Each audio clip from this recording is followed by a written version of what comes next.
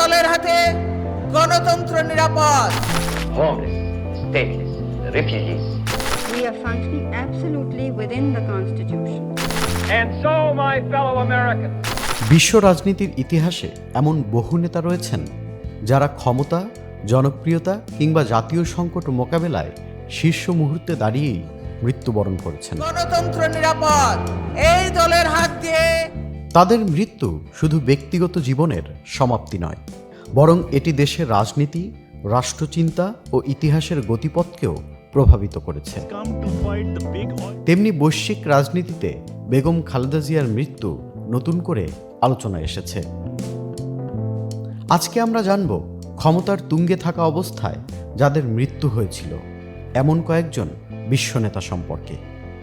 ক্ষমতার তুঙ্গে থাকা অবস্থায় যাদের মৃত্যু হয়েছিল তাদের মধ্যে অন্যতম ছিল যুক্তরাষ্ট্রের তরুণ ও জনপ্রিয় প্রেসিডেন্ট জন এফ কেনেডি, যিনি আততায়ীর গুলিতে নিহত হন এবং স্নায়ুযুদ্ধের উত্তেজনাকালীন সময়ে তার আকস্মিক মৃত্যু আমেরিকান রাজনীতিতে গভীর শূন্যতার সৃষ্টি করেছিল।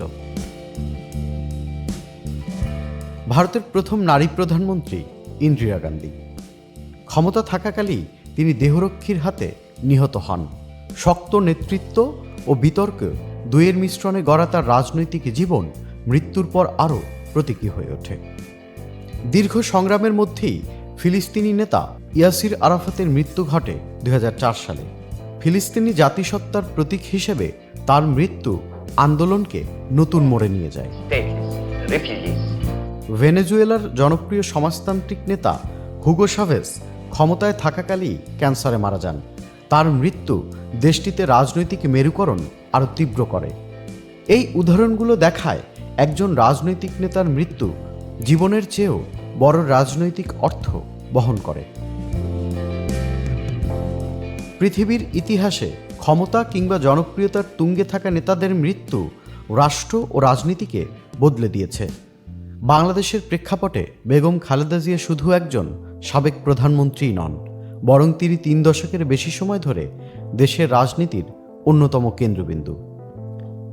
দেশ ও গণতন্ত্রের প্রতি অসীম ভালোবাসা ও আপোষহীন মনোভাবের কারণেই হয়তো তিনিও বেঁচে থাকবেন বিশ্ব রাজনীতির ইতিহাসে। Tanvir Limon, channel I.